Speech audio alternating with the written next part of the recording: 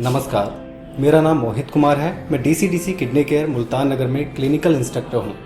आज का हमारा विषय है डायलिसिस रीप्रोसेसिंग। सबसे पहले हम बात करते हैं कि डायलिसिस क्या होता है।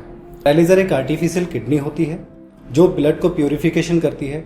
ब्लड में जैसे urea, creatinine, uric acid, toxins और एक्स्ट्रा वाटर को बॉडी से रिमूव करती है। रीप्रोसेसिंग रीयूज डायलिसिस का किया जाता है। सबसे पहले जब डायलिसिस खत्म हो जाता है उस डायलिसिस पे पेशेंट का नाम, UHID जो मैंडेटरी होता है वो हम एक लेबल लगाते हैं। देन उसके बाद में डायलिसिस को लाके क्लीन करते हैं और डायलिसिस में स्टीलेंट फिल करते हैं, जैसे पैरासिटिक एसिड, पेरोक्साइड हाइड्रोजन या और भी बहुत से केमिकल होते हैं जो डायलिसिस को डिसइंफेक्ट करने के लिए यूज होते हैं। रीयूज, डायलिसिस को दोबारा यूज करना है पेशेंट के ऊपर। जिस पेशेंट का हमने नाम और UHID लिखा है सेम पेशेंट के ऊपर वो यूज होता है, जिसे हम रीयूज बोलते हैं। जर्मिसाइड जो माइक्रो ऑर्गेनिज्म को किल करता है। Example parasitic acid, peroxide hydrogen, fibre bundle volume. Dialysis का जो बंडल होता है उसका वॉल्यूम इसलिए जरूरी होता है कि हम पेशेंट पे उस डायलिसिस को दोबारा यूज कर सकते हैं या नहीं कर सकते हैं। ये जानने के लिए हमें FVV की जरूरत पड़ती है, जिसे हम फाइबर बंडल वॉल्यूम बोलते हैं।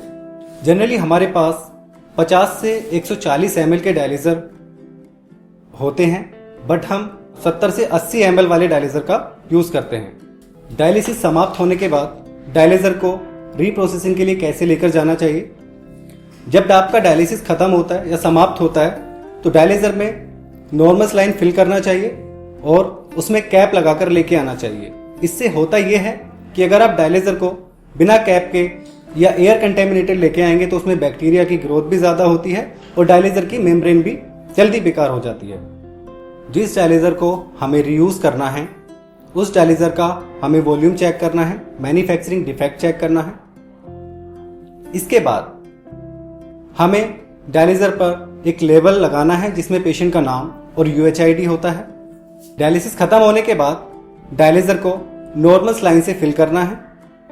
डायलिसिस में कैप लगाने हैं और ट्रे में रखकर रीप्रोसेसिंग रूम में लेकर आना है। डायलिसिस रीप्रोसेसिंग रूम में लाने के बाद डायलिसिस में हमें दोनों साइड से डायलिसेट कपलर कनेक्ट करने हैं और एक साइड से डायलिसिस को रिंस करना है या फ्लश करना है। क्लीनिंग, डायलिसिस को क्लीन करने के लिए हम डायलिसिस में 1 से 2% पेरोक्साइड हाइड्रोजन 1 से 2 मिनट के लिए फिल कर रख देते हैं ताकि ब्लड ऑक्सीडाइज हो जाए। फिर हम चेक करते हैं कि डायलिसिस कहीं से क्रैक तो नहीं हो गया है या डायलिसिस का ओरिंग निकल गया हो या फिर डायलिसिस में कोई क्लॉट्स रह गया है। डिसइंफेक्टेंट फिलिंग जो कॉम्बिनेशन होता है हाइड्रोजन पेरोक्साइड और पैरासिटिक एसिड का। डायलिसिस में हम केमिकल 3 से 3.5% फिल करते हैं। ट्यूबिंग को सबसे पहले रिंस करना है, केमिकल डिसइंफेक्शन करना है, उसके बाद ट्यूबिंग का इंस्पेक्शन करना है। ट्यूबिंग रीप्रोसेसिंग, जब हम ट्यूबिंग को रीप्रोसेसिंग रूम में लाते हैं तो ट्यूबिंग को RO वाटर से फ्लश करते हैं या रिंस करते हैं। इसी के साथ साथ हम ट्यूबिंग की सारी लाइंस को ओपन कर देते हैं। केमिकल क्लीनिंग हाइड्रोजन पेरोक्साइड से होती है। इसके बाद हम ट्यूबिंग में डिसइंफेक्टेंट फिल करते हैं 3 से 4%। स्टोरेज, डायलिसिस पर जो नाम और UHID होगा एक सेपरेट बॉक्स पर भी वो नाम और UHID मेंशन होता है जो डायलिसिस और ट्यूबिंग को कैरी करने के लिए यूज होता है। Automatic reprocessing, dialysis reprocessing room में लाने के बाद फ्लश करना है, रिंस करना है, फिर डायलिसिस का इंस्पेक्शन करना है कि उस डायलिसिस पर पेशेंट का नाम और UHID है या नहीं है या डायलिसिस कहीं से टूट तो नहीं गया है। ऑटोमेटिक रीप्रोसेसिंग के लिए सबसे पहले हम डायलिसिस को मशीन पर कनेक्ट करेंगे। डायलिज़र को मशीन से कनेक्ट करने के बाद सबसे पहले हमें डायलिज़र पर क्लिक करना है। उसके बाद हमें डायलिज़र सेलेक्ट करना है कि हमारा डायलिज़र कौन सा है। जो डायलिज़र हमने लगाया है यहाँ से हमें वही सेलेक्ट करना है। यदि हमने डायलिज़र F8 लगाया है तो हम F8 सेलेक्ट करेंगे। उसके बाद हम प्रोसेस पर जाएंगे। हमारे पास डायलिज़र रीप्रोसेसिंग मशीन में 2 स्लॉट हैं, स्लॉट 1 और स्लॉट 2। यदि हमने डायलिज़र स्लॉट 1 पर लगाया है तो हम मशीन में भी स्लॉट 1 सेलेक्ट करेंगे, और यदि हमने डायलिज़र स्लॉट 2 पर लगाया है तो हम मशीन में भी स्लॉट 2 सेलेक्ट करेंगे, और यदि हमने डायलिज़र दोनों स्लॉट्स पर लगाया है तो हम बोथ पर क्लिक करेंगे। अभी हमने डायलिज़र स्लॉट 1 पर लगाया है तो हम स्लॉट 1 सेलेक्ट करेंगे। ये हमारा डायलिज़र रीप्रोसेसिंग हो रहा है।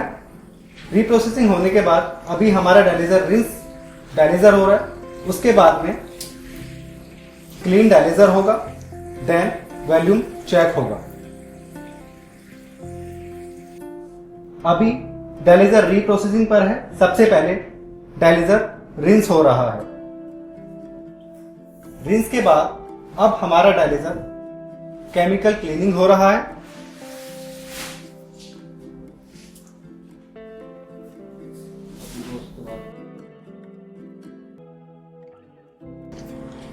अब हमारे डायलिज़र का वॉल्यूम टेस्ट हो रहा है, जिसमें मशीन ये चेक करती है कि डायलिज़र का फाइबर बंडल वॉल्यूम कितना है।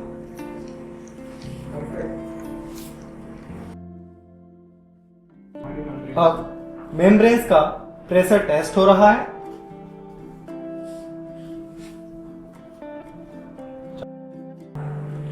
अफ्यूजन, अब डायलिज़र में डिसइंफेक्टेंट फिल हो रहा है।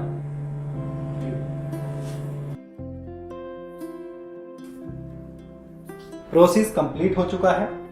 डायलिज़र का वॉल्यूम 74 आया है, जो मशीन ने फेल कर दिया है। अब इस डायलिज़र को हम डिस्कार्ड करेंगे। मशीन ने डायलिज़र का प्रेशर पास कर दिया है, जो 17 आया है।